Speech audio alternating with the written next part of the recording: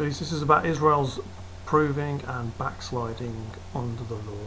So Moses brings them out of Egypt. Joshua then takes them into the Holy Land, and they overthrow cities, Jericho and Ai, etc. And just before Joshua dies, he says, if it seems evil to you to serve the Lord, choose you this day who you will serve, whether the gods which your fathers served, but as for me and my house, we will serve the Lord. And the people answered and said, God forbid that we should forsake the Lord to serve other gods.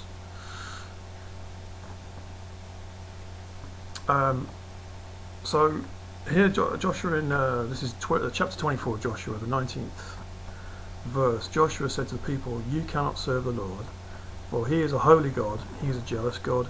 He will not forgive your transgressions nor your sins. So this is important to understand this. What he's saying here, when he says you cannot serve the Lord, is because these people are carnal. These people are not spiritual. They were put under the law, as Paul the Apostle points out. The law was our schoolmaster to bring us to Christ. So the schoolmaster being, these are the rules. If you break the rules, this is what happens, and you get punishment. Forgiveness hasn't yet come at this point through Jesus Christ.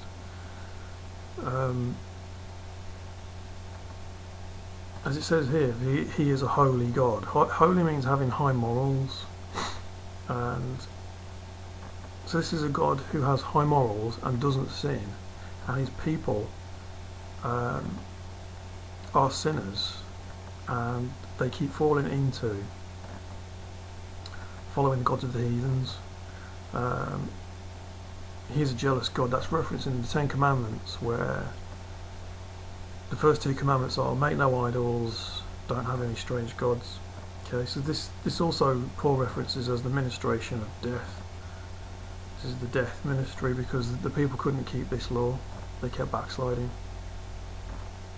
And as Paul again says, there isn't a law that can take away sin. So we know that Jesus Christ's blood takes away sin.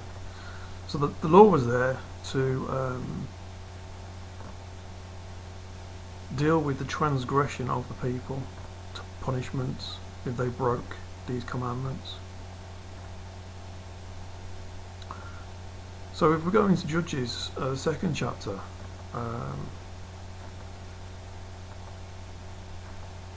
it tells us clearly that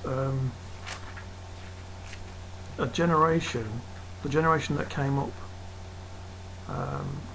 the children of the Israelites that were brought into the land, who'd seen the miracles such as the Red Sea crossing and the water out of the rock in the wilderness, this generation that came up after them, they didn't know these ways, and they forsook the Lord and served Baal and Ashtaroth. This is chapter 2 of Judges, the 13th verse. If you don't know what Baal and Ashtaroth is, it's the sun, moon and stars. Baal's the sun, Ashtaroth's the moon. They're still being worshipped today. It's dressed up as Christianity. You'll know it as Christmas and Easter. Christmas is the worship of the sun. Yeah, it's the first detectable lengthening of daylight hours. All the pagans go down to Stonehenge. Ashtaroth is the worship of the moon. It's known as pagan known as the spring equinox. So it's the winter solstice and the spring equinox. And this is what I'm talking here about, is mystery religion as we know it now. But back then it wasn't mystery religion. It was just, as it was Baal and Ashtaroth. There's a myriad of names. The Romans worshipped them as Jupiter and Juno. Jupiter's the sun, Juno's the moon. Okay. So if we go to Judges 2:21 now, it says, I will not henceforth drive out any before them of the nations which Joshua left when he died. He's talking about these heathens, such as the Canaanites, right? That through them I may prove Israel, that means a test, whether they will keep the way of the Lord to walk therein, as their fathers did keep it or not. And Judges 3 tells us, namely, the 5 lords of the Philistines, these are the ones who are going to be left among the people. lords of the Philistines, all the Canaanites and the Zidonians and the Hivites that dwell in Mount Lebanon, from Mount Baal Hermon, that's in the north. Zidon's in the north, and the Canaanites are the ones, and the Philistines are the ones who are following these false gods of the sun, moon and stars, Baal and Ashtaroth. If you go to 2 Kings chapter 23, when Josiah purges the land of the idolatry, it'll tell you that Baal is the strange god represented by the sun, and they commit sun worship, and that's what they're into now. Hence the false Sabbath Sunday, when they call people into temples built by the hands of man. So as we can see here, under the old covenant, Jesus Christ hadn't come. He is the new covenant, the New Testament, and it was only through Christ's sacrifice on the cross and the shedding of blood that Israel could be saved. And at this time, under the old covenant, they were under what's referenced by Paul as the schoolmaster, and they were tested at this time whether they would keep the commandments, walk in the statutes and commandments like Abraham, Isaac and Jacob.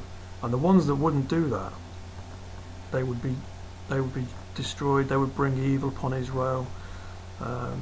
These heathen kings, the Canaanites and the Zidonians and the Assyrians, etc., they would come and rule over them, come and destroy them. Israel would backslide. They would go into bondage, and God in His mercy would raise up people to overthrow these heathens who had put Israel under this idolatry, which was cursing them. Because that's what idolatry does. That's why these nations, even today, they ship in all these idols to spike you. It's like when someone spikes your drink. If you think you're drinking orange juice and someone's put a quadruple vodka in it, that's the kind of thing that this mystery idolatry does. You're cursed, and it cuts you off from God, and you become destroyed.